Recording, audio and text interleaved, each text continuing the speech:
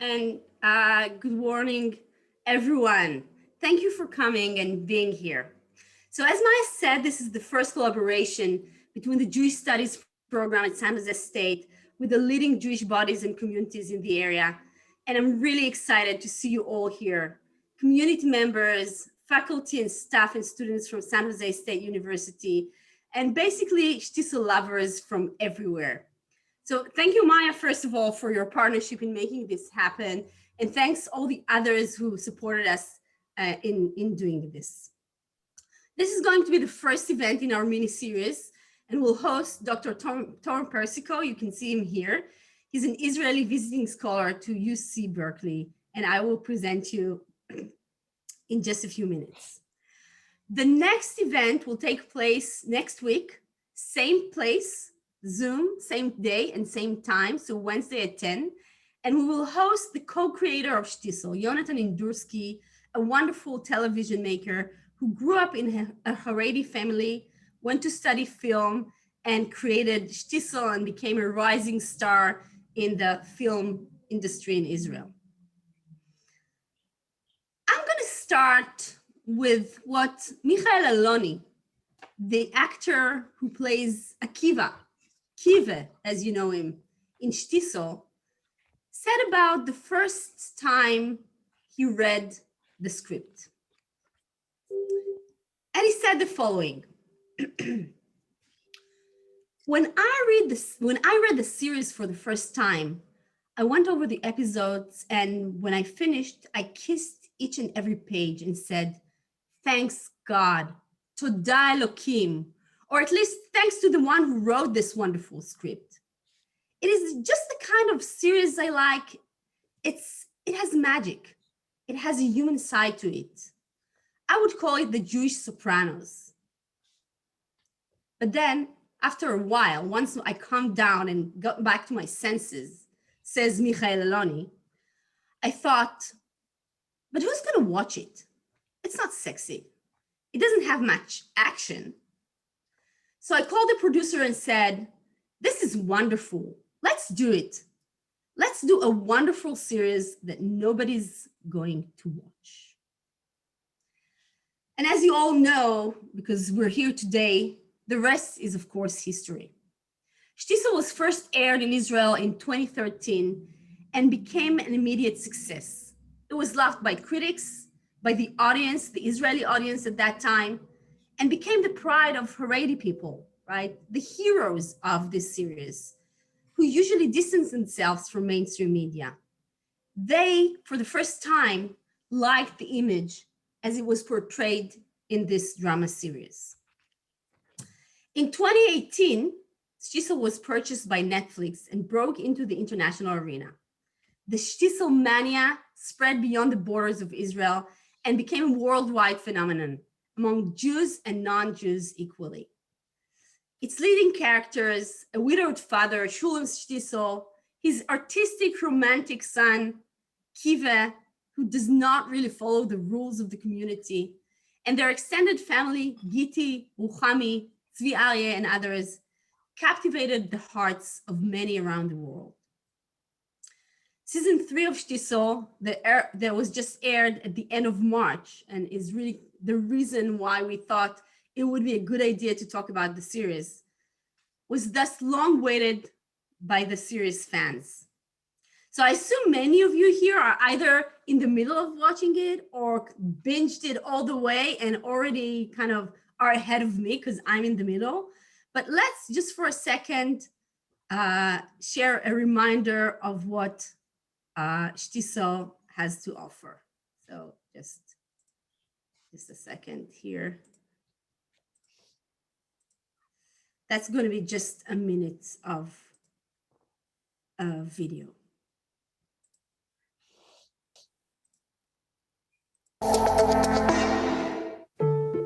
לא מזמן מלאו 7 שנים לפטירה של אשתי עולהו שלום דבוירל, ואני אמרתי לעצמי, שולם, הגיע הזמן שתמצא לך אישה חדשה. אני מסכימה, בהחלט מסכימה. אני שמח לשמוע. לא הבנתי, מה אתה שמח לשמוע? שאת מקסימה. חשבתי שכבר לא תבוא. שאני לא אבוא. מנוחה, שאני אכין לך צלחת. לא, אני כבר לא אוכלת כל כך הרבה. רציתי צלחת. אתה הולך לפגוש בחורה מיוחדת, יוסלה. אני קצת פחדנית. כדי להגיד על עצמך פחדן, צריך הרבה אומץ. כסף לא חסר לנו, ברוך השם. ציורים טובים, כן. הציורים שהם רוצים לקנות, אלה לא ציורים שאני מעוניין למכור. אבא! זה החיים שלנו, זה החיים שלנו. אין לי חיים בלי זה. דאפשר mein größer Bruder. oder bist Koret klein Mensch. Sie der Welt kann das alles werden. אני רוצה שנהיה מסוגלים במשפחה הזאת לעשות משהו אחד כמו שצריך. אני את הלב שלי נתתי לחיידר הזה! אני אוהב אותך. כמו בפעם הראשונה שראיתי אותך. תני לי כמה דקות. לצייר אותך. אתה רוצה גם לחיות או רק לצייר? יש הבדל. אתה לא יודע מה אומרים. החיים נותנים לך לימונדה. תיקח.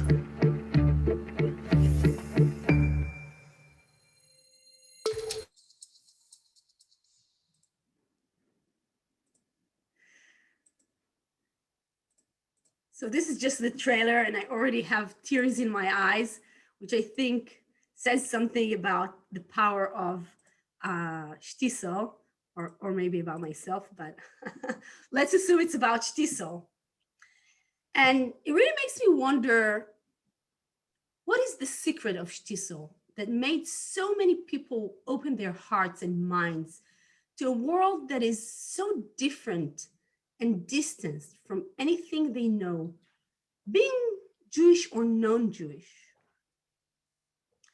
And I think one explanation is really about how the series maneuvers very gently between two ends.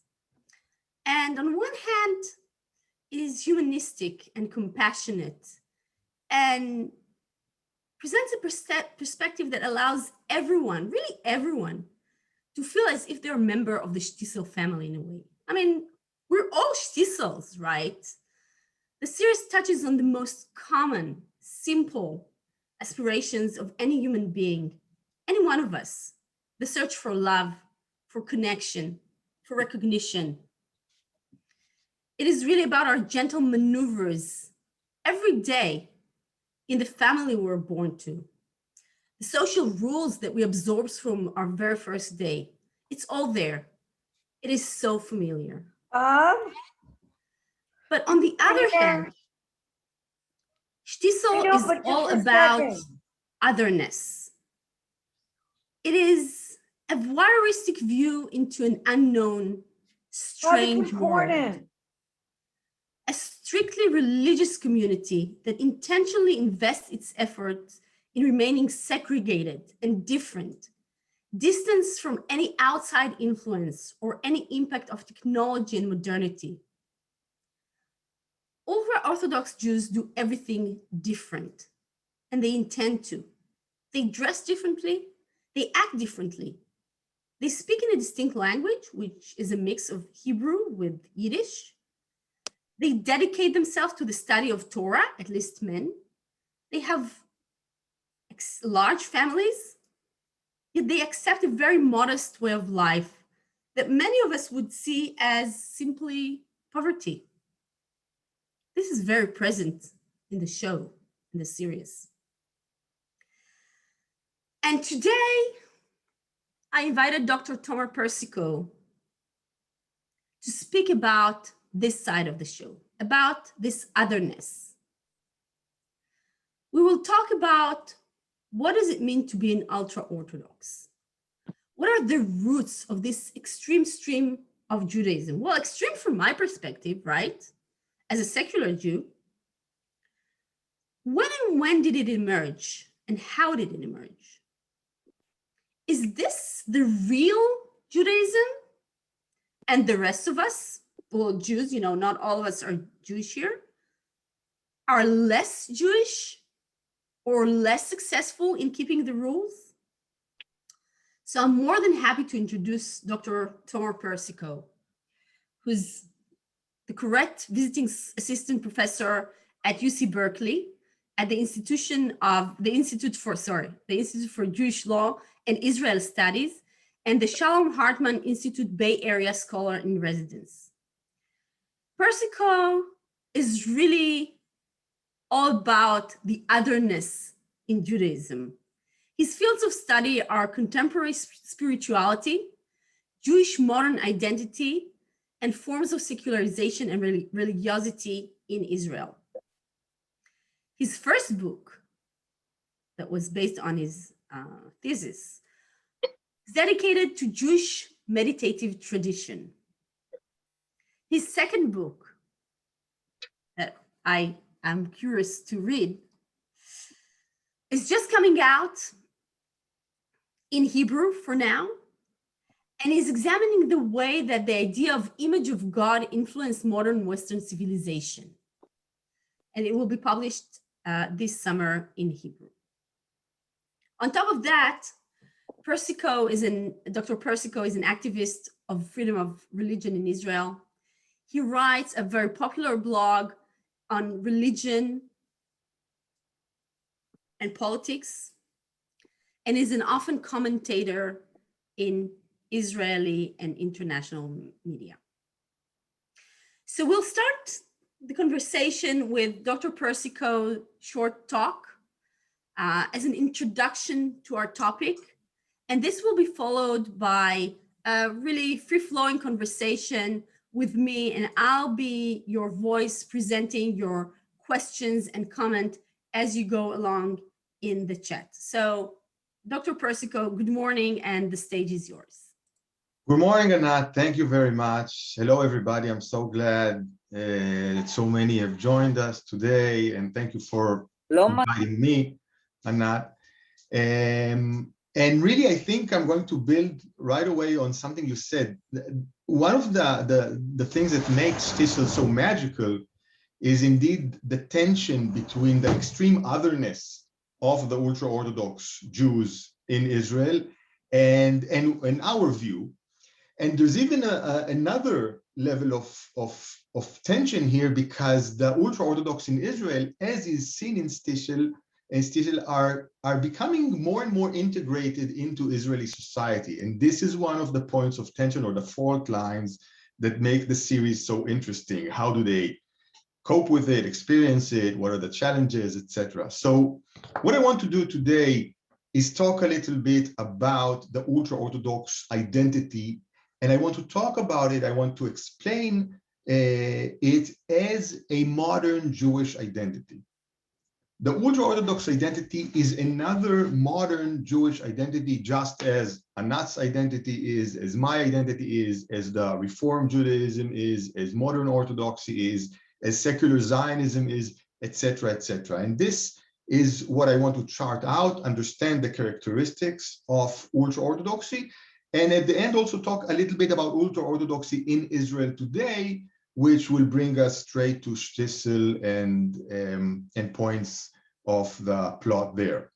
So I want to share a presentation with you. Just a second. Here it is. I want to talk a little bit about the creation of ultra-Orthodoxy, and, as I said, about the characteristics of it. And really, to start, maybe just to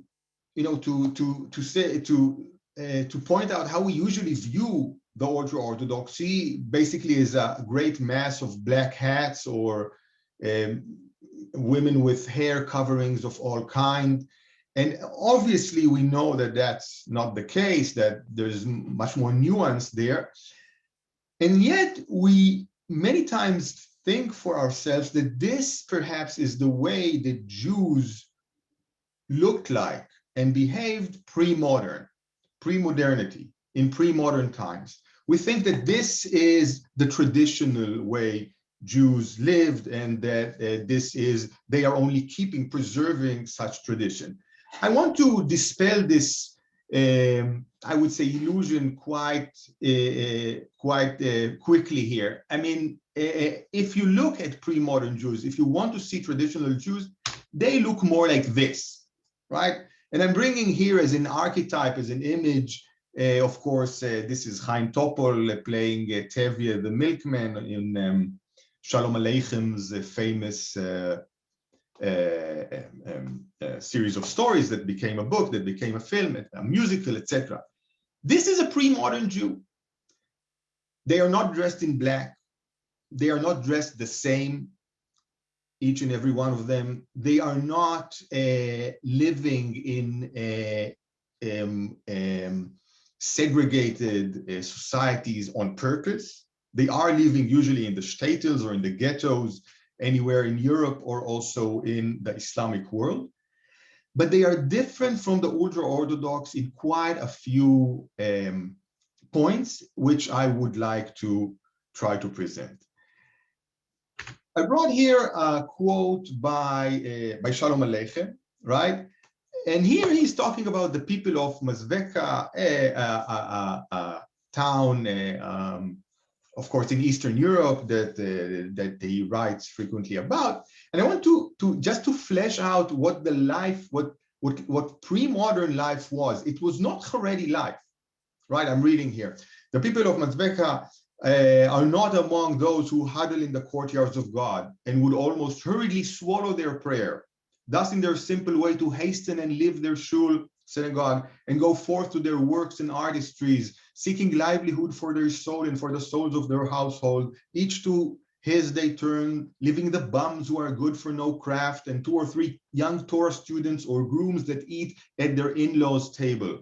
Even Raphael, who serves as a luxury as the Gabbai in the Beit Midrash, the yeshiva, will also leave his post and go to ask for livelihood from the side, to make smelling tobacco, to bind books, to make houses for tefillin, to trade in candle wax businesses that enrich their owners. This is the little small town life of Jews in the shtetl pre-19th century, we would say, right? And as you can see here, what are we talking about? We're talking about 2 or 3 Jews who stay in the yeshiva and learn all day. Some more that are that have their livelihoods by an allowance from their in-laws. That's it. It's not a great mass of Jews studying all day and night, funded usually in Israel at least by the state. Far from it. Most Jews, also pre-modern Jews, don't spend a lot of time in the synagogue. They pray, of course, they're traditional Jews, but basically they run off to earn their living. So when we look at pre-modern Judaism, right, when we look at this, of course they have their tradition. Of course they observe the halacha and the customs, right? But they don't do it like the ultra-Orthodox. They don't treat their tradition as the ultra-Orthodox, and they don't treat their tradition and don't treat the outside world as the ultra-Orthodox do. Something happened. Something happened that changed this character into today's ultra-Orthodox. And what happened is the crisis of secularization. Beginning 18th century and certainly in the 19th century, Jews were for the first time were offered a chance to be secular, to go out and be as they want, be individuals, of course, with emancipation, with becoming citizens in all in different countries in Europe and in the United States. And I want to read for you a quote by a certain rabbi. This is Rabbi Shimon Freiberg, who writes in the 18th century about what he is seeing before his very eyes, about the crisis that he is witnessing. Okay, for today the breakers of the law are multitude who part from the law, and because they have give faith in philosophy, they disbelieve in the doctrine of a God who dwells on high, and say that everything comes from nature, and say that our words are with us, who will be our master. And in the false philosophy they believe and become evil and heretical and cloud their souls and forget the God of their fathers and think that God left the earth and all its ground and nature will do everything and rule with power, and leave the study of the Holy Torah and study diligently foreign books who are for them as water, and the waters of Torah they leave, and poke fun at rabbis and teachers and say curses and incriminations about them. Just to flesh out the crisis that was enveloping before the very eyes of European Jews and of American Jews. Rabbis could no longer control their congregation. Remember Benedict Spinoza, right? The famous Jewish philosopher of the 17th century. In the 17th century, a person like Spinoza, heretical, writing books that contradict the Torah, was excommunicated and was exiled from his community in Amsterdam, in the Netherlands. He suffered great anguish for parting with the community ways, with pre-modern traditional ways.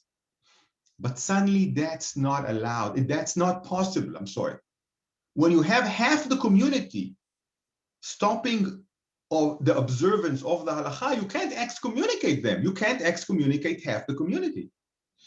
And so the pre-modern Jews, those who want to continue observing the halakha, get into a great crisis. And they have to react, they have to do something. And that reaction, or at least some of that reaction, one avenue of that reaction is ultra-Orthodoxy. Now, you can't begin the history of ultra-Orthodoxy without talking of the Khatam Sofer. This is Rabbi Moshe Sofer, Schreiber, 1762 to 1839. And Schreiber lives in Hungary. We are talking about the beginning of the 19th century. And this really is the beginning of ultra-Orthodoxy. I brought here one quote from Schreiber. It's an emblematic and a symptomatic quote from his. He writes as this quote a few times in different versions, but I brought this because it really encapsulates quite a few of the characteristics of ultra-Orthodoxy. Schreiber writes as a leader of the community, and it is very difficult to break the custom of Israel or even to make it easier. And I saw my teachers, may their souls rest in peace, act this way. A custom of Israel is Torah, and the rule is that the new is forbidden by the Torah everywhere, and the older is always better. Schreiber here is setting out the major characteristics of ultra-Orthodoxy. In face of the crisis, he wants to shape a new kind of society. It's a new kind of society that is not like the former pre-modern Tevye the milkman Jewish existence. It's a different kind, and it has different characteristics. Its characteristics are as follows. Sorry. Whoops. First of all, segregation. Ultra-Orthodox Jews live in their own communities. They don't integrate with the general society, and on purpose. They want to keep to their own and keep the walls between them and their neighbors high. Second of all, conservatism, obviously. They want to conserve their tradition. They want to do as much as possible not to change what they have. Now, they are also antagonistic towards modernity. Pre-modern Jews were not generally a priori antagonistic towards general culture. If somebody thought of a good idea in general culture, why not learn it?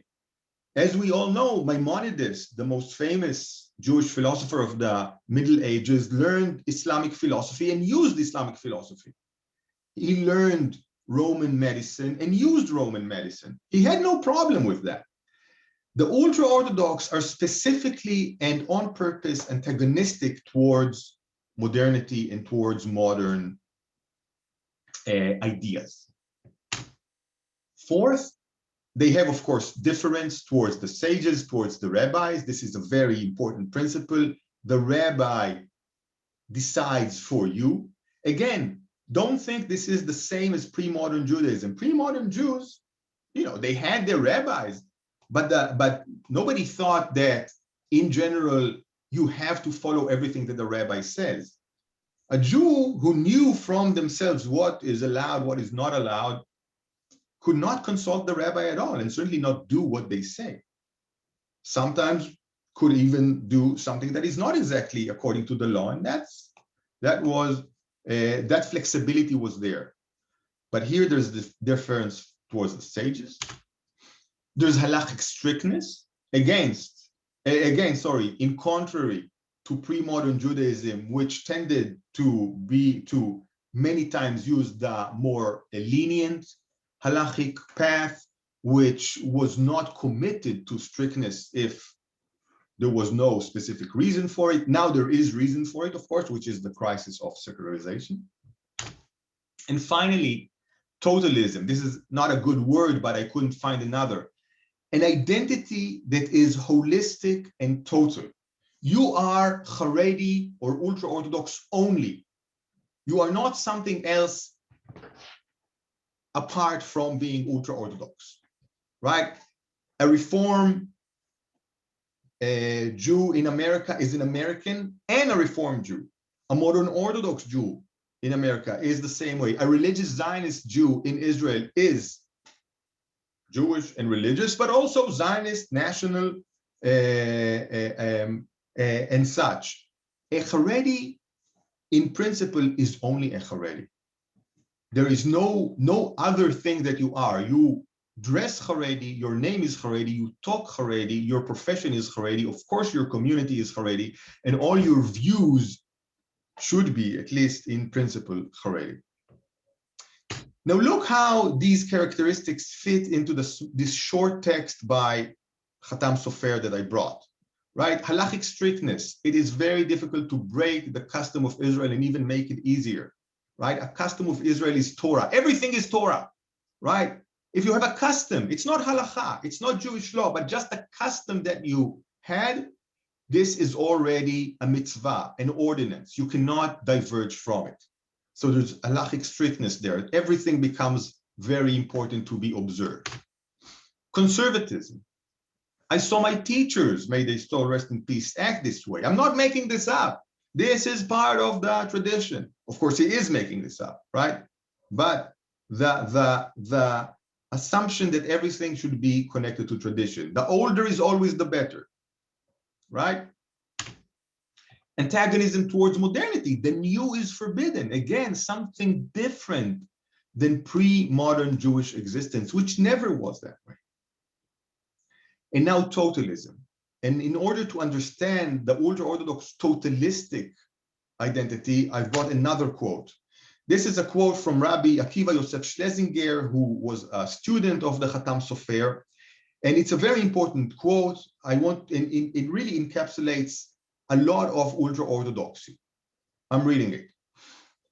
Beware of changing the name. Do not do as they do when one called Aaron calls himself Adolf, or Moses Martin and such. Beware of changing the tongue, that Yiddish is as sacred as the sacred tongue. You need to talk Yiddish, right? And the clothes of Gentiles, God forbid, because from the root of the snake comes the viper. And the sign for this is, and Jacob came Shalem, whole, Shalem in Hebrew, Genesis 33:18, which is an acronym for name, tongue, clothes. And Shem, Lashon, Malbush in Hebrew. They are the roots of the Jews from time immemorial, name, tongue, clothes, which our forefathers set up in Egypt, and in whose merit they were saved, and they are equal in to all commandments of the Torah. If these are taken from Israel, God forbid, all the commandments are only clothing without body, because these things are the body of Israel, and they are the Jew, and by them we were a people. Look how many superlatives Schlesinger gives to the simple fact of not changing names, not changing clothes, and not changing tongues. It's the most important thing. It's from the Torah, it's all the commandments, it's our people, it's everything. And this is what I mean when I say that the ultra-Orthodoxy presents a totalistic identity. It's everything: your clothes, your tongue, your name, of course, your profession, your community, your views, etc. And this is why we see ultra-Orthodox dress as Eastern European of middle class dressed in the middle of the 19th century. You just can't change it. Is it written in the Torah that you have to wear a black hat and a black jacket? Of course not. There's nothing there. There's nothing to do with pre-modern Judaism there. It's a modern Jewish identity fashioned in the 19th century as a reaction to the crisis of secularization and modernity, but it also carries modern characteristics.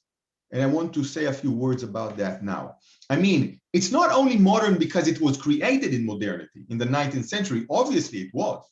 Obviously, this is the 19th century. But it's also modern because it exhibits modern characteristics. And let me share my PowerPoint again. Yeah, okay, this is the totalistic view. Now, it is modern because it places responsibility on the individual. Again, contrary to pre-modern Judaism, which was much more fluid in its relationship between the individual and the community. If I don't perform a certain mitzvah today, it's the most important thing is that the community does. I can't be responsible for everything. It's much more lenient. Here, every ultra-Orthodox has to be the most stringent and ardent possible. It's reflexive. It's self-aware. What does that mean? That means that ultra-Orthodox Jews know that they're ultra-Orthodox Jews, and they know it, they can be not ultra-Orthodox Jews. They see secular Jews. They see Reform Jews. They see modern Orthodox Jews. They see Zionists. They see different types of Jews, and they are reflexive. They know that they choose every day to be ultra-Orthodox, which is a modern characteristic. And finally, of course, they choose. They do it day by day. And so it is a voluntarist identity. It's something that is chosen daily, or at least in principle can be not chosen, right? This again was never there in pre-modern Judaism. Tuvia the Milkman didn't think he can be not Tuvia the Milkman, not inside his community, not a Jew as the way he was. These are all new characteristics. Let's talk about a little bit about ultra-Orthodoxy in Israel. This is a survey that places the different denominations, let's say, or parts of ultra-Orthodoxy in Israel. We have about 40% Lithuanians or Mithnagdim. These are Jews who put in the center of their identity the study of Torah in the yeshiva. They are a bit more, usually a bit more, let's say, pragmatic than the Hasidim, which I will soon talk about. And again, they are 40% about of the ultra-Orthodoxy in Israel. Don't get attached to these numbers too much. Different surveys give a bit different results, but generally. The Hasidim are different kinds of ultra-Orthodoxy. Hasidism actually came into being before ultra-Orthodoxy came into being. Hasidism begins at the middle of the 18th century, not the 19th century. And it presents a sort of a spiritual or religious renewal movement in Judaism that places more emphasis on feeling, on experience, on emotion, on authenticity than on the study of Torah. This is how they diverged from other pre-modern Jews. But they became ultra-Orthodoxy again with the ascendance of secularization, and they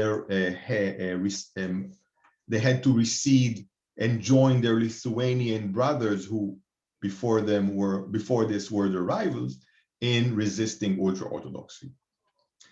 And finally, we have the Sephardic ultra-Orthodox. These are Jews who came from Islamic countries after the state of Israel was founded, immigrated to the state of Israel. So Arab countries and Turkey and Persia and Far Eastern Europe, the former Soviet Union, the Caucasus, etc. These are Jews that came from these places. They didn't go through the same enlightenment and modernization and secularization processes that their European brothers did, but when they came to Israel, they became ultra-Orthodox. They adopted ultra-Orthodoxy ways from other Israelis, other ultra-Orthodox Israelis. And of course, a bit about how we shouldn't think of the ultra-Orthodox as one big black mass, not only divided into Lithuanians, Hasidics, and Sephardi, also different types of ultra-Orthodox. I take this picture and these nice typological explanations from an internet site in Israel called 50 Shades of Black. 50 גוונים של שחור, Google it up. And let's go from left to right. Number one is a modern Hasid, right, of the Hasidic ultra-Orthodox, but a bit more modernized and open to the general society. A Brisker is from the Lithuanian Brisk, a very famous yeshiva, a part of that yeshiva devoting himself to the study of Torah in a special brisk way. And then we have number three, modern Lithuanian, right? Lithuanian ultra-Orthodox studying Torah. And as you can see, dressed a bit more modern. The suit is not black, it's a bit blue, it's dark blue. So that's different there. Number four is a Belz Hasidic court ultra-Orthodox man. And number five is a Breslev Hasidic court ultra-Orthodox man. As you can see, the Hasids have less of a modern, or a bit less modern attire. Their coats are longer, and they wear breeches with socks up to their knees, as men did 200 years ago, etc. You've got the Jerusalemite, number six, ultra-Orthodox, Jerusalemite being the pre-modern Jews living in Jerusalem before the Jewish immigration to then Palestine, before the state of Israel was, long before the state of Israel was founded.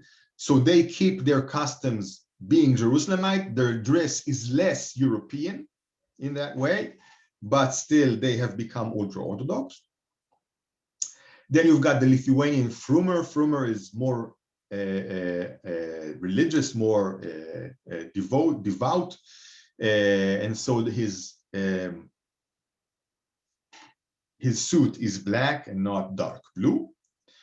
You've got the Ger Hasidic court in number 8, again another Hasidic, a very big Hasidic court in Israel, and the Toldos Aaron, a smaller Hasidic court, and older living in Israel, and also a more segregated and anti-Zionist in a more pronounced way. So and this of course are not even all the different types. There are more Hasidic courts. And if we look about at Shtisel, by the way, you can see that Shtisel, it's never mentioned, but Shtisel is probably a modern Hasid, right? The characters there are probably number one here, right? This sort of, they're Hasidic, probably they wear a shtreimel, they wear a fur hat on Saturday and on holidays, and they're a bit more modern, a bit more integrated, probably number one. Finally, I want to talk about a little bit about trends in ultra-Orthodoxy in Israel, and I've brought 3 headlines here, illustrating 3 different trends of ultra-Orthodoxy in Israel. The first is about enlisting to the IDF. The sky didn't fall. Enlisting to the IDF is no longer a scourge in the ultra-Orthodox society. This is from 2018. Ultra-Orthodox people in Israel, as you must know, have they have their duty to enlist in the IDF lifted. They don't have to do it, but more and more of them are enlisting in the IDF, and apparently it's becoming more legitimate. Apart from that, ultra-Orthodox studying in Israeli universities, right? Israel's universities plan gender-separated classes for ultra-Orthodox. Critics say this would increase, etc. There are, of course, problems with it vis-a-vis segregation in classes, gender segregation in classes, but in principle, more ultra-Orthodox young are enlisting in for university study. That means, again, integration into the greater Israeli society. And finally, Haredi women lead change. Ultra-Orthodox women marry young, have many children, run their homes, and pursue higher ed like never before. And not only that, some of them want to be elected for parliament. I don't know if you know, but ultra-Orthodox parties in Israeli parliament have no women candidates in them. And it's not too many numbers, but it's a new phenomenon where women organize and demand representation in ultra-Orthodox parties. This is all a part of a wave of, you can say, ultra-Orthodox feminism, though many of these women won't call themselves feminists, but they are demanding more rights and more equality. Finally, last slide. Look at the results of ultra-Orthodox votes over the last elections in the last 2 years, right? Israel has had 4 elections in the last 2 years. And you can see that the numbers fluctuate. You may not think it's too pronounced, but actually, I think this is a symptom of a crisis within ultra-Orthodoxy, in which ultra-Orthodox voters, you see here, they in 2019, about 250,000 ultra-Orthodox voted, and in the last elections, about 250 again, and in the middle more. There's fluctuations here. I think it is significant because they are usually highly motivated to vote, and it really means that that ultra-Orthodox voters are more and more voting not for ultra-Orthodox parties. Again, a sign of integration in Israeli society. And if you look at the number of seats they got in parliament, 8 and then 7, and right now 7, I want to give you another piece of data. In the first elections ever in Israel, 1951, the ultra-Orthodox got 5 seats. Then they were about 2% of the population. Today, they are about 10% of the population. The amount that they've grown doesn't reflect in seats in parliament, doesn't reflect the level that they've grown in the general society. Something is amiss. Something is not exactly as it should be here. And what I think is happening here is that more and more ultra-Orthodox integrate into general Israeli society and really become Israeli Haredi and not only Haredi, which is in itself a great change in their identity. And I think this, again, as I said in the beginning, is one of the tensions that keeps Shtisel so interesting, how they negotiate their relationship with the Israeli society. Tomer, thank you so much for this really, for me, eye-opening introduction to ultra-Orthodoxy, Jewish ultra-Orthodoxy or Haredi communities. You know, I grew up in Jerusalem. In a way, I grew up with these people. They were part of my landscape, but never in my education did I get to kind of think of where they came from or think of them in the context of modernity. And what really caught my attention in your words was basically that the ultra-Orthodox and the all other colors of Judaism, right, or every Jew are in the same boat of thinking of how do you keep your identity and how you negotiate it vis-a-vis the non-Jewish society. And this is true, you know, to living in the diaspora or like outside Israel or in Israel. And for the first time I thought of it, oh, you know, me growing up as an Israeli is yet one answer to this, while being, you know, an Etura Karta in Israel that wouldn't look at me in the street, so they would do like this, is yet another answer for the same question. Exactly. And I think that in that sense, you can view ultra-Orthodoxy as an immensely successful project because they chose to go against immense powers, right? and rely on the power of community and culture to keep their members together, right? So it's turning your back to weather because you dress so warm, and it's turning your back to internet that offers so much, and to the pleasures of consumerism, and to so many things that, I'm surrendering, right? I'm kind of, integrating in whatever reality brings, but they are following the rules that the community offer. And here's my first question to you before we open. I mean, I'll present a number of questions, and then we'll open for the many questions that our listeners and participants want to ask. I grew with this idea that it was really the ultra-Orthodoxy that kind of saved Jewish identity, right? That they are, again, I'm saying that as a secular Jew, growing up in Israel. In the diaspora, it wasn't this assimilating Herzl-like, right? Theodor Herzl Jews that really helped maintaining or keeping Jewish identity.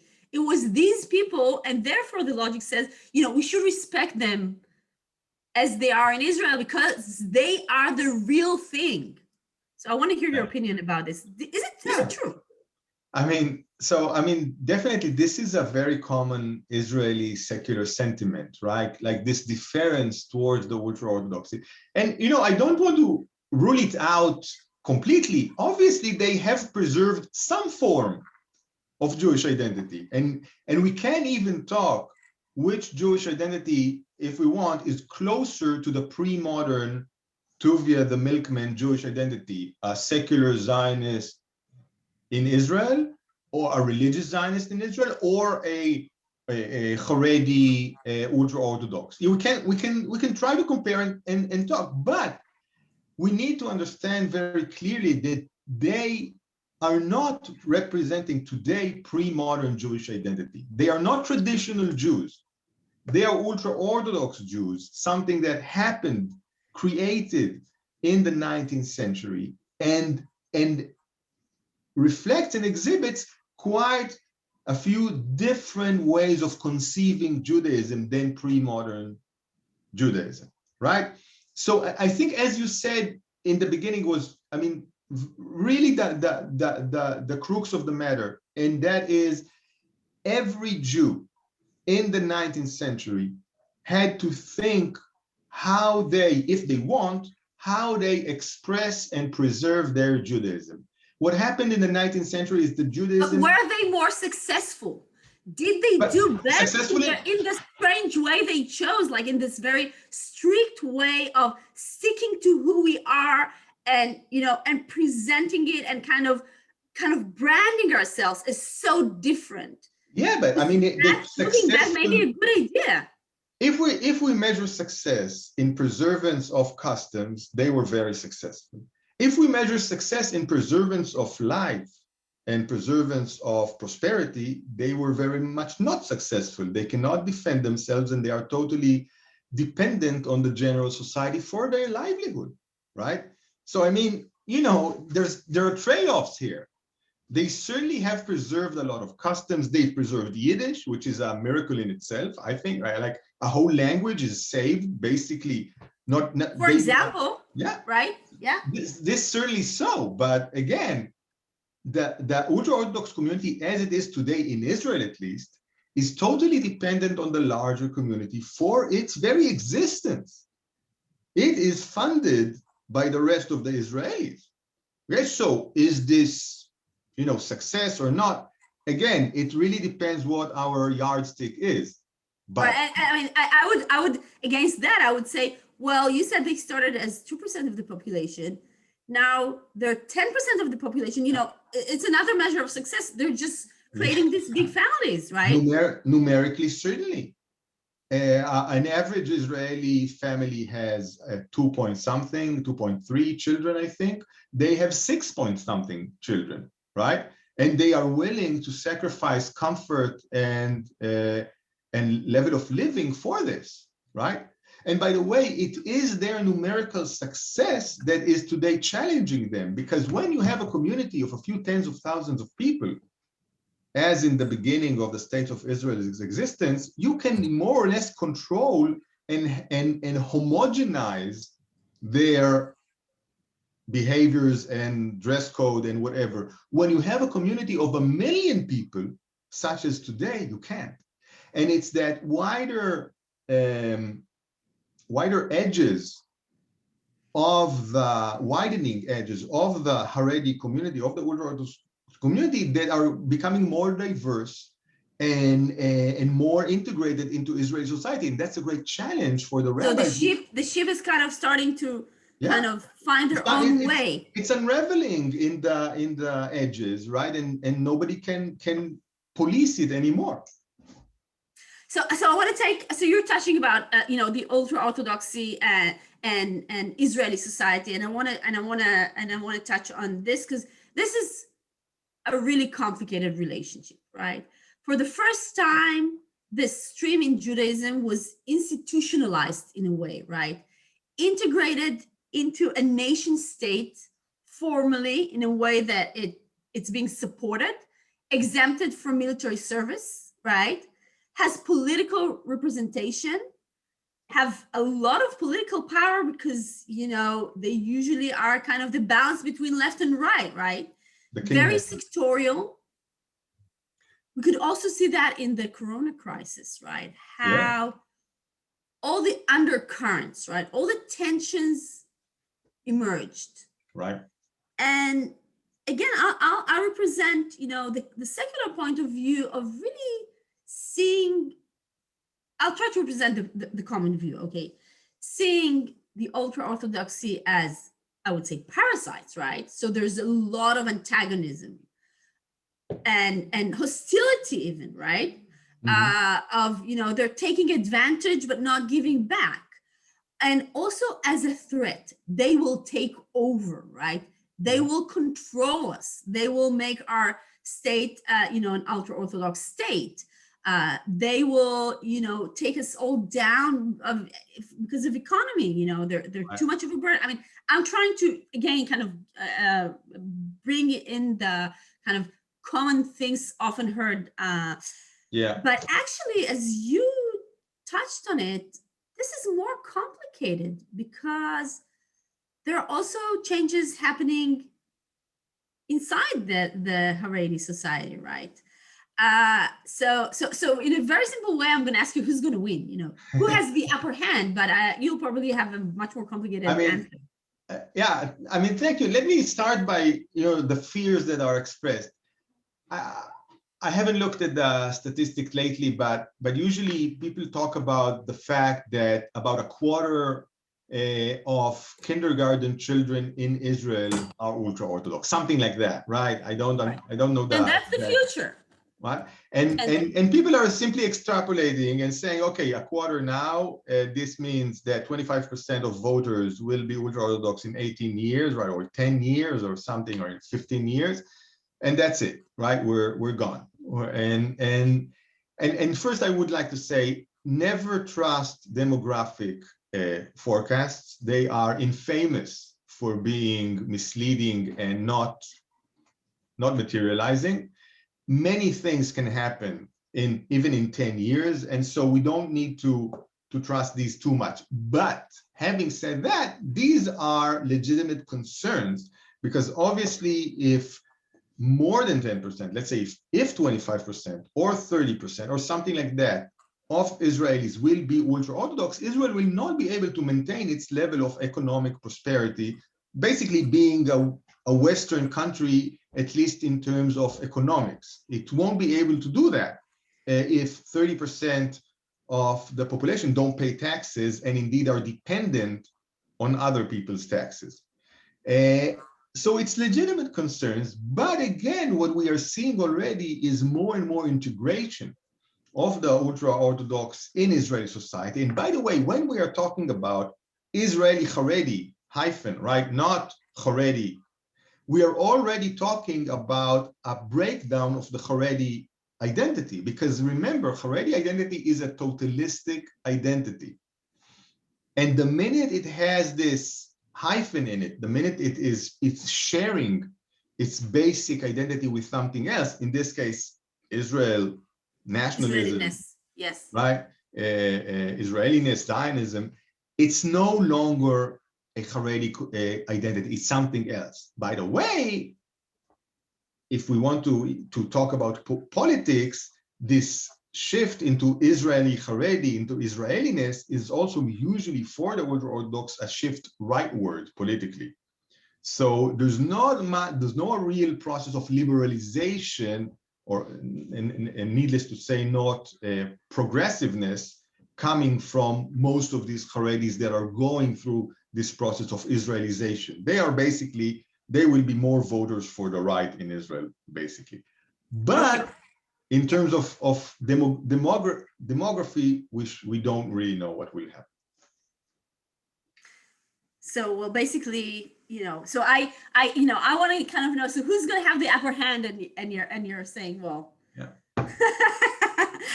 as a good academic, I'm going to start taking questions from the audience, and because we're so many, I'm gonna present some selected questions. You can keep on presenting questions on the chat, and Maya is selecting some of them. So Hannah Anderson asks, do you think this shift in the ultra-Orthodox is happening both among men and women, or heavily unevenly by gender, and why? Okay, great question. Women are leading the way, basically. And this is simply because women are much more in the general workforce in Israel. The ideal for many Haredis, the ideal for all Haredis or most, but also the reality for many Haredis is that the husband studies all day in the yeshiva. And if the husband studies and there are 6-point-something children, somebody has to win bread for the family. The government is helping with subsidies, but still. And usually the women are the ones who go to the general workforce. They also sometimes learn in the academy, in the universities for their profession, and they become high-tech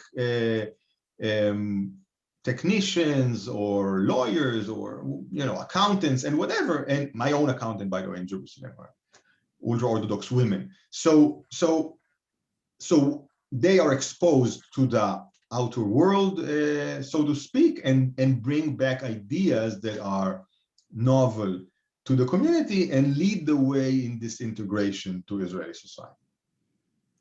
So yeah, so here's the deal. The guys are at the yeshiva all day, and the women are kind of, as by the way, take care of 6 children and work as professionals. That's, yeah. I wonder if that's feminism or slavery or another form of slavery.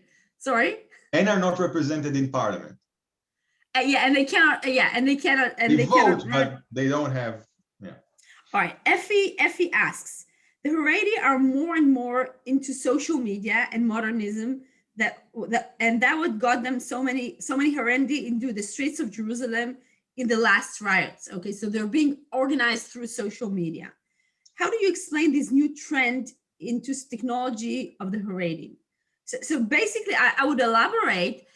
They're rejecting, of course, so they have like the smartphones that are kosher, right? So very limited in their access to the internet, but they do make use of digital technologies, right? Of internet and smartphone and so forth.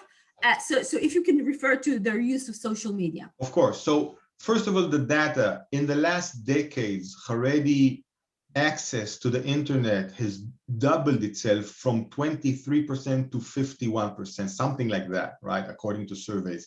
So about half the Haredi population have access to internet, many with unkosher smartphones, meaning they have the regular authorized legitimate smartphone and they have another secret smartphone in which they surf the web. Obviously, this is a tremendous challenge for the rabbis, and another indication, another field where they just can't control their people anymore. Now, in the riots, something else happened. This is more connected to the crisis of Haredi education. Again, the Haredi population is so big and so diverse today that they can't cater to everybody's needs. And a lot of young Haredi youngsters, like teenagers, are dropping out from Haredi schools because for many people, the Talmud learning all day is just not something that they can handle, right? Some can, but a lot cannot, and they drop out, and then they join again in this process of nationalization, Israelization, which is usually also a bit right-wingness politically. They join these groups of, simply put, racist hatred towards non-Jews in Israel. This is what we call the Shababnikim, right? Yeah, the Shababnikim. Yeah, they're kind of the punks. Yeah, the punks, right? But again, they join these groups and become rioters, right? But really, it's an indication of the crisis of Haredi education that just can't handle so many people with so many different sensitivities. Virginia Beck asks about, is there any study of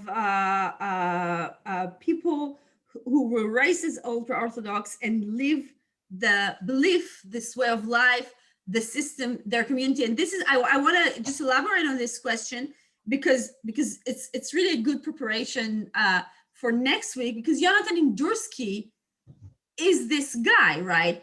He was born into a Haredi family in Jerusalem, in Givat Shaul, and instead of going to Ponevich, the most prestigious yeshiva, he went to Sam Spiegel Film School, right? God forbids, right? This is a disaster. Now, he's not an only one. There are many who choose to live, to abandon this way of life, if you can, and some of them become, leading authors and scholars, and I mean, Right. Not all of them, of course, but we know them, right? So if you can elaborate on this. Yeah, I mean, there are people who leave the Haredi community all the time, indeed, not few, and there are many more who want to leave the Haredi community, but they cannot. It's very difficult. If you get married at 18 and have a child at 19 or 20, if you are at age 25, suddenly thinking that this is not the life for you, you're already with 2 or 3 children, and maybe your spouse doesn't want to leave the ultra-Orthodox community. So it's very difficult, but we know a lot leave, a lot more want to leave, but cannot, and some of them live double lives as Haredi by day or in public, and secular basically at home or sometimes at night when they sneak out and do whatever.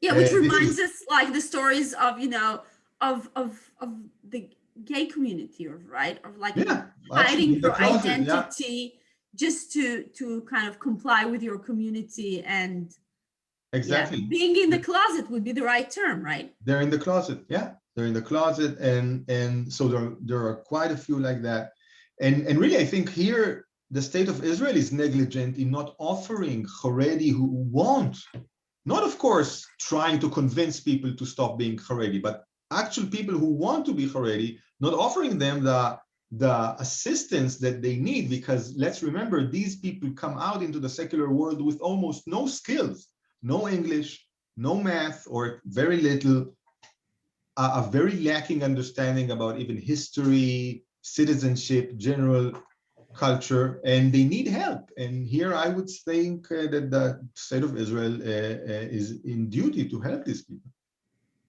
Right.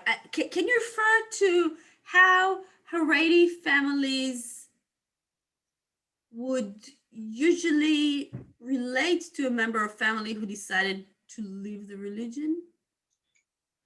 Well, it depends on the family, but as a general rule, of course, it's conceived as a great tragedy. Some would even cut connections with the child and not talk to them ever again because they've left the fold.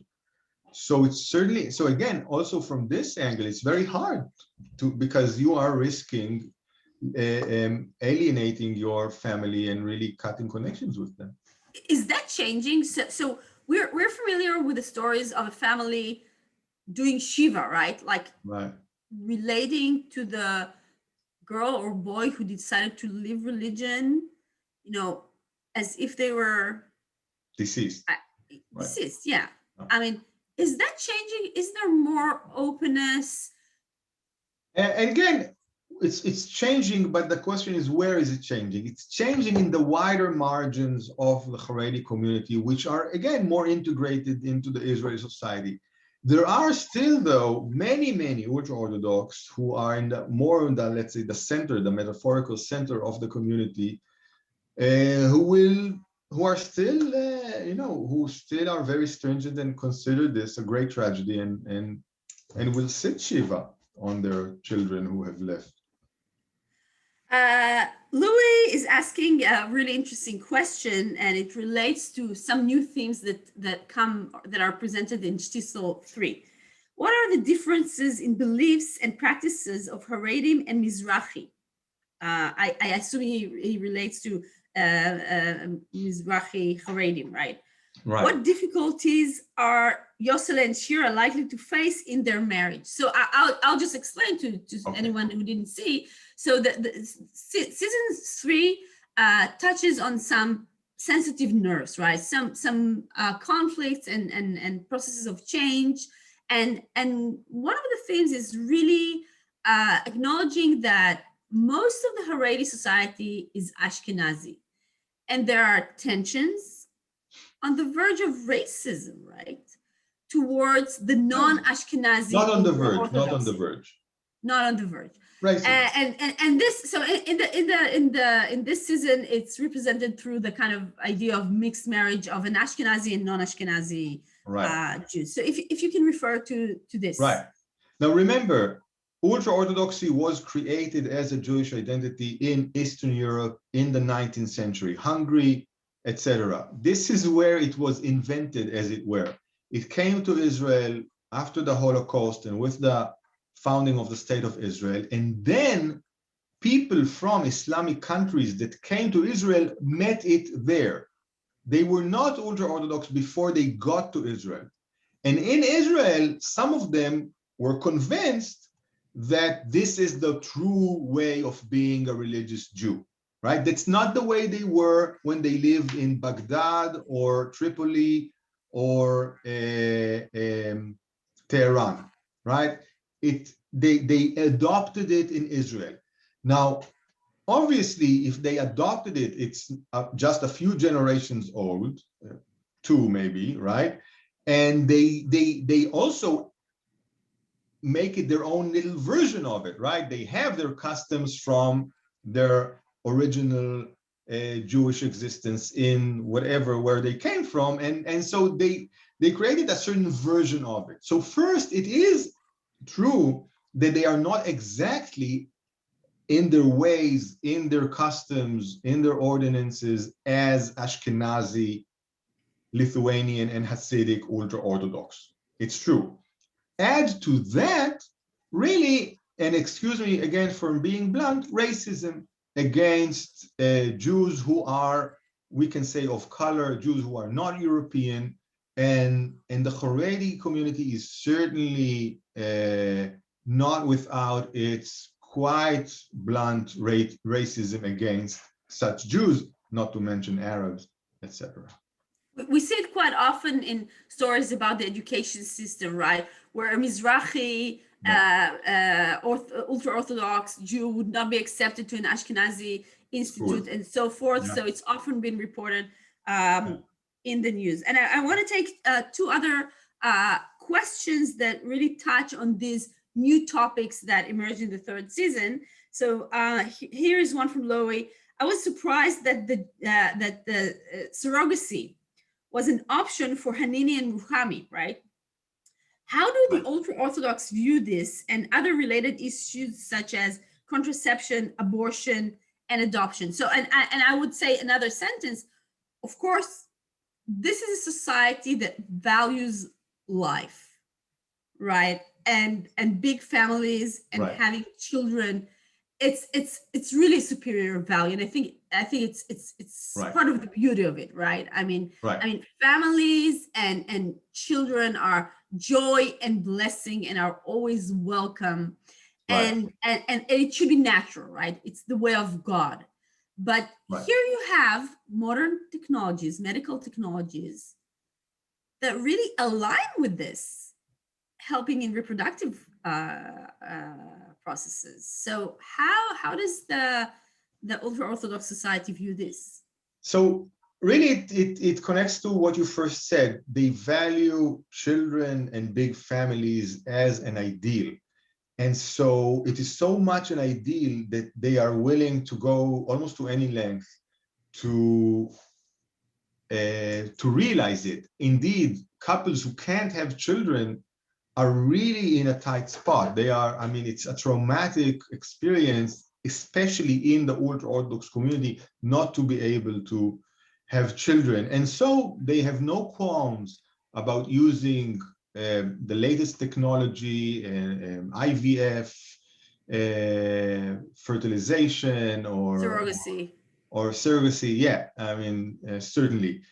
I will say about abortion, by the way, and maybe this is important to say in front of an American audience. They don't have the conservative obsession with abortion that American conservatism has.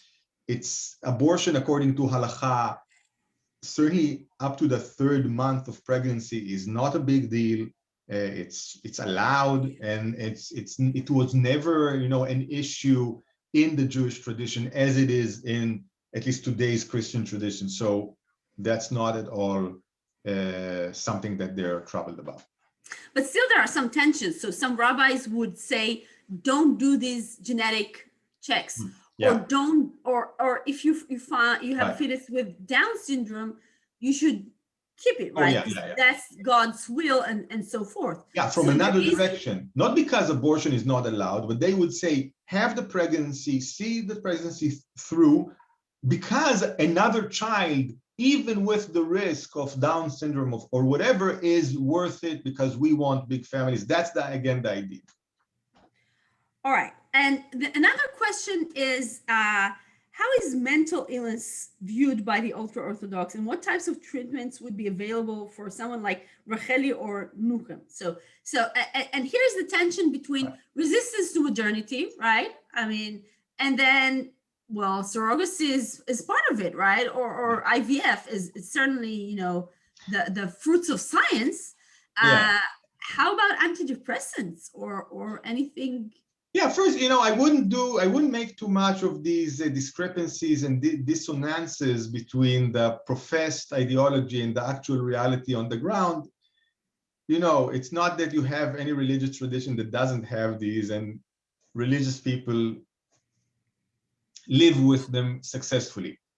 But specifically mental illness and also mental challenges what we used to call people who are retarded, etc. These are viewed, these are not given the space that they are given in secular modern society, in ultra-Orthodox society. They are usually considered a stain on the family. They can even influence the chances of a good shidduch, a good marriage partner for other siblings, if one sibling is ill that way. And so they do have a sensitive spot there. They're not opposed to psychiatric medication. And even, by the way, on the flip side, we know that some Hasidic courts give psychiatric medication even to students, to young people who don't need them, because they want them docile and obedient and unproblematic. So actually, not only are they don't have any qualms about using, they will sometimes abuse these medications for their own interests. All right, I'll take another question, and then I may dare changing the format and open because we're becoming a little bit more intimate, and we're kind of moving towards the end of our event, and I'll open for questions. So if anyone would like to kind of raise their hand, but that's just in a few minutes, and I'll try to take questions in your own voice because I'm sure you want to be heard.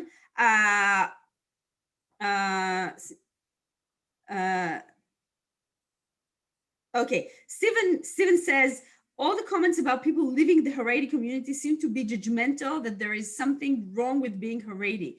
Keep an open mind on other people's choice of lifestyle. All right, I mean, that's a comment. We're referring to a phenomenon that is there, right? I just want to say, I think the Haredi way of life has a lot of advantages and a lot of wise, profound conceptions of reality and of life. I think, first of all, the fact that the Haredis are willing to live in poverty for their ideals is commendable. I think the fact that they value learning and devoting oneself to learning all for the whole of life is also, it's amazing. It's something unbelievable. They are probably one of the last communities in the West that resist the logic of the capitalist market, the profit-oriented life, the utilitarian life. Again, something amazing. I definitely don't think that they lack their merits or really qualities that I think are totally worth preserving. So that's my own opinion. I mean, for sure. That was like a comment. So I'll take the last question, and then I'll open to some questions like directly from other participants. So Michal Strutin is asking, won't the Knesset have to keep recalculating the amount going to support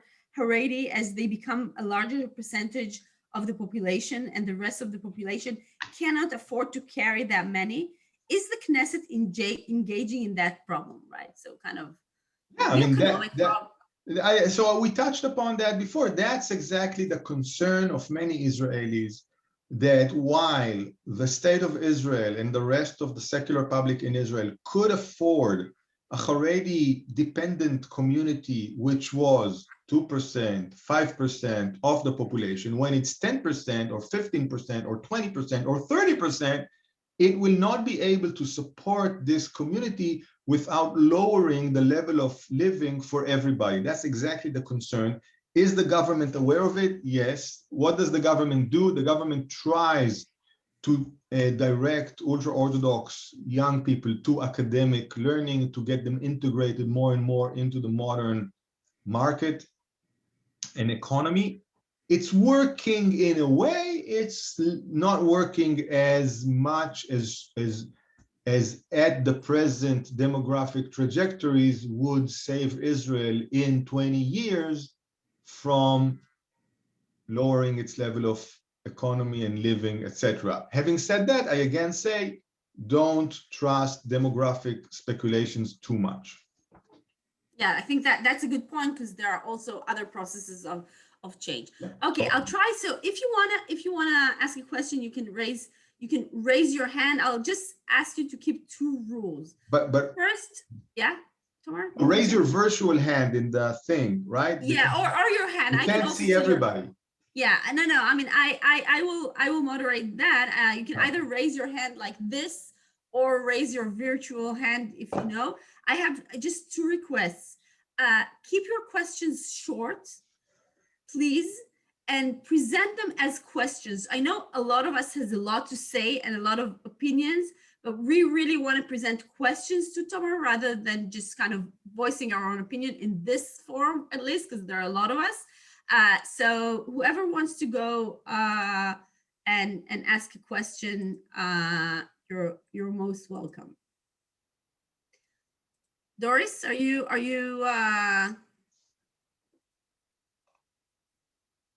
do we have okay? I think there's still a question from Dvora, and yeah.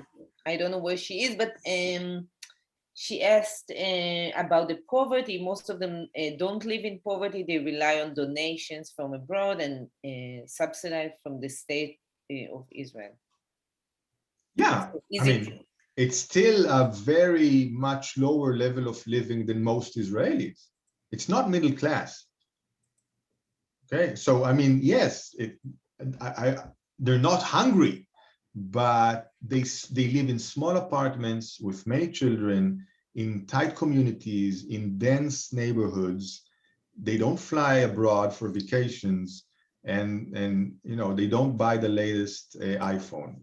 That's what I mean. They don't live a middle class life, and they're willing to do that for their ideals. Right.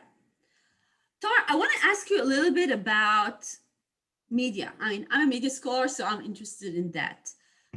Can you describe the way that Haredi communities interact with media? So the formal answer would be, no way.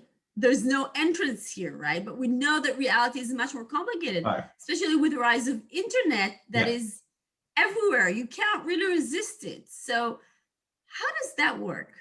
So, I mean, really, the internet is the fault line, that like the watershed moment when things are not as they were, because you could disallow TVs in living rooms, and that sort of forbidding the introduction of TVs into Haredi homes worked. Most Haredi homes don't have a TV, and it's also very pragmatic to understand why. The reasons are very pragmatic. If you have a TV in the living room, usually it's very easy to see it. And if their guests come home, they see that you have a TV, and you don't want that to happen. But having a smartphone is a whole different thing. First of all, many Haredi families have computers at home because they need it for work. The woman needs it for her career, or sometimes the man works also. And today, you know, even if I'm not talking about high-tech job, I'm talking about any job today can use a computer, even for just organizing an Excel chart or whatever. So that first, but the smartphones are again another challenge, because again, it's very hard to locate them, and it's very hard to disallow them. And as I said before, about more than 50% of ultra-Orthodox today have access to the worldwide net. And again, it's a very severe challenge for the rabbis, and it's changing the Haredi community, no doubt about it. And so is that like really kind of the moment where all these ideas of segregation, of the power of community, of studying Torah really cannot provide this wall? I mean, is the internet kind of the this is the ultimate breakdown of the wall of segregation, right? And now different people can, you know, extend their arms or body in different ways through that hole that has now been created in the wall of segregation. Some use the internet just for looking around and, you know, just maybe shopping or whatever. But some will exit their segregated community through the internet, read opinions, read news not mitigated or not you know, censored in a way through the formal channels of Haredi life, and they see a whole different reality, and it obviously it influences them. You don't raise these walls for nothing, right? And if we talked about the Haredi identity as a segregated identity, the identity changes when things are not segregated. And then also we should mention the use of online media. Like there are news websites that are Haredi, and it's being used as a way to communicate and organize and preserve the identity. And the difference between these Haredi news sites and usual Haredi newspapers, that they are not as much regulated by the high, you know, considered rabbis. They are sort of independent, and again, that means that they can print different news. Oh, that's fascinating. For me as a media scholar, I would just kind of like to dive into the differences between the good old newspapers that were so strictly supervised and censored in a way, and the freedom of the online environment. Teresa Barda, you wanted to ask a question? Maya, can you open Teresa's mic? Yeah, go ahead. Hello. Thank you very much, Dr. Persico, for this absolutely wonderful and enlightening lecture. My question comes back to, I call it Schnitzel, because it's hard for me to pronounce it Shtisel, but good one. what do you think, in your opinion, just your opinion, I know you are not one of the creators, but what do you think was the creator's purpose in conceiving this series? What is behind the value of entertainment, which is a great value that we all confirm here, but the humanistic, political, social-political, in your consideration, what do you think they wanted to achieve? Well, again, I think first, just as you said, they first of all wanted to achieve to make a brilliant piece of art, which they have, right? This, I think, is their first incentive. But I don't think also that we can ignore the fact that Shtisel presents the ultra-Orthodox society to Israelis and indeed the whole world in a new way, in a way that was not accessible before. And I would believe, though you should ask the creator, you should ask next week, I can't imagine that that was not also part of the incentive to present these communities that usually get looked past and not deeply into.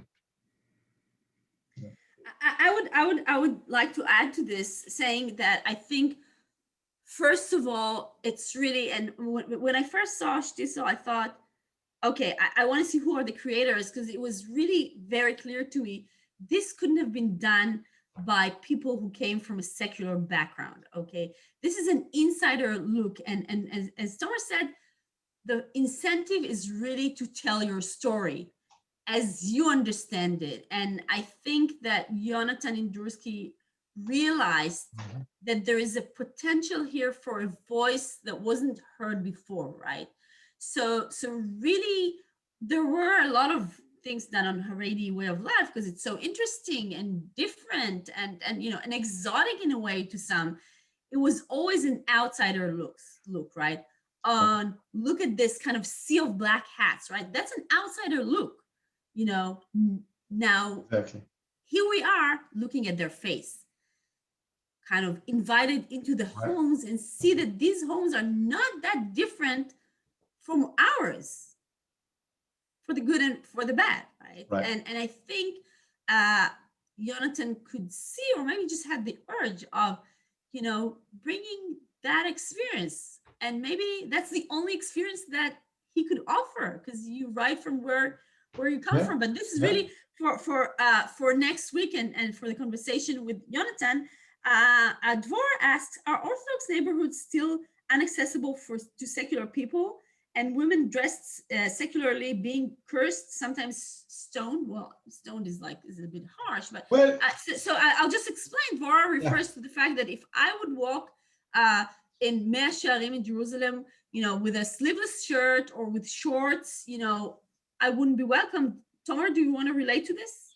I mean, yes, you wouldn't be welcome. It again depends on exactly what neighborhood and even at what time. Holidays and Sabbath are different from other times. And there are more stringent and extreme communities within the ultra-Orthodox, and there are less stringent and extreme. But yes, at certain places, at certain times, you would get shouted at, even, I would say, spit at.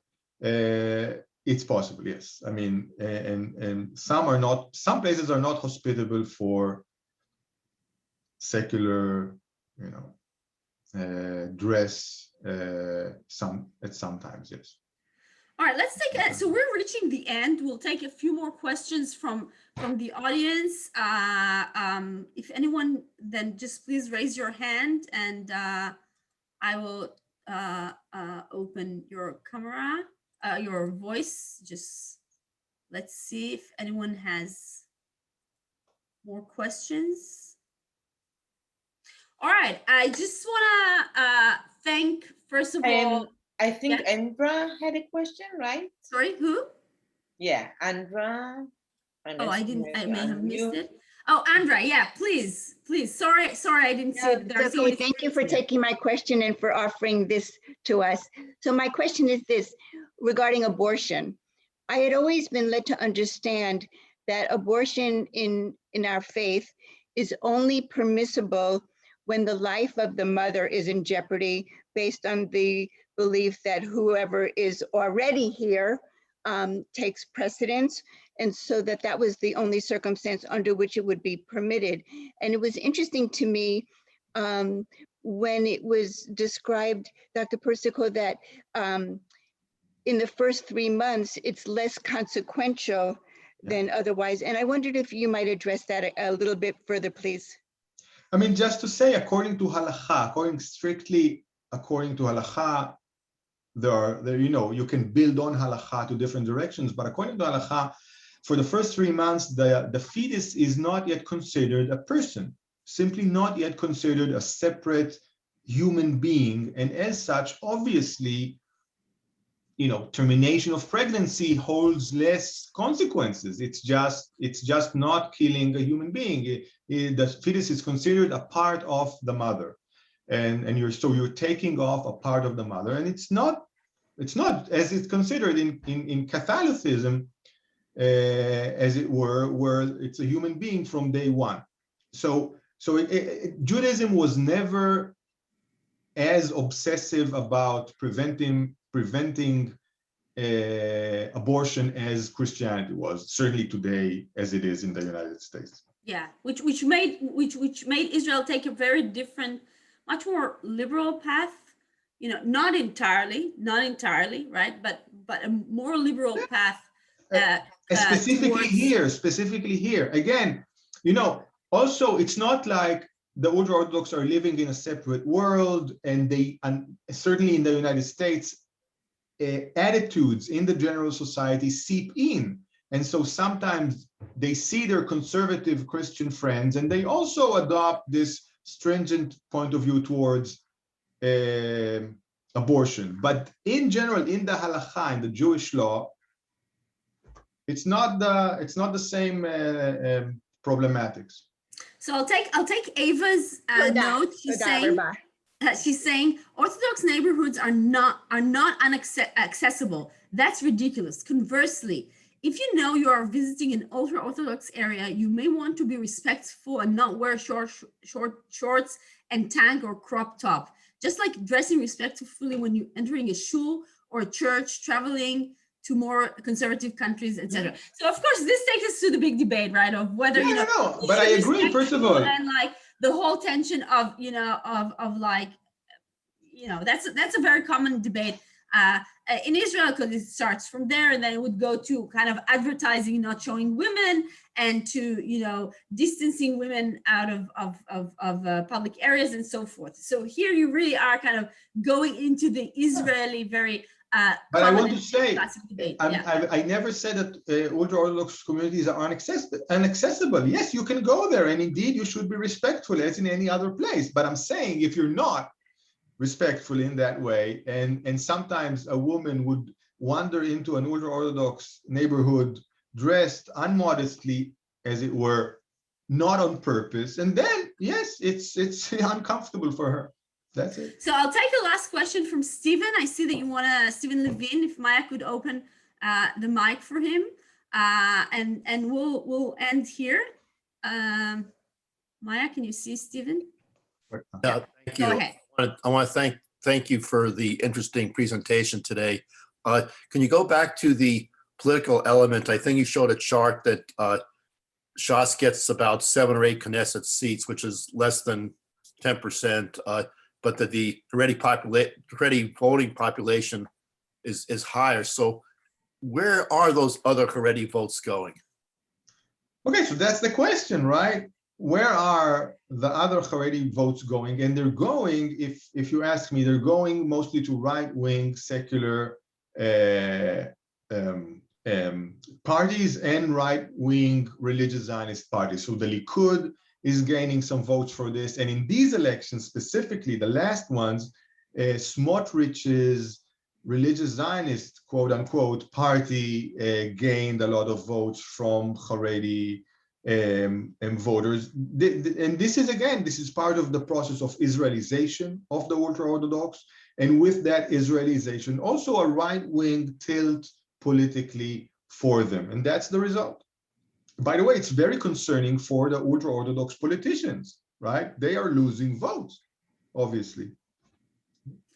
All right. I mean, I think we'll stop here, although the conversation can go on and on because there are so many interesting issues and debate. And I think it touches on questions that are really at kind of the mind of each one of us, you know, thinking about their own identity, whether it's Jewish or not Jewish, or, you know, or kind of closer to religion or not. Next week, please, you're all welcome here again to meet Yonatan Indursky, the most talented and really wonderful co-creator of Shtisel, to listen, to hear a little bit about his childhood and life story and the creation of Shtisel, and talk about Shtisel 3. And I'm sure you all have many questions on the characters and, you know, and kind of the script and all of that. And I heard Yonatan is really, really a fantastic speaker. So see you next week, and thank you. I'll stay here for a little longer. Tomer, Persico, thank you so much for this wonderful talk. Maya, thank you for working on this together, and have a great day. Great. Thank you, Anat. Thank you for inviting me, and thank you everybody for being here. Thank you all.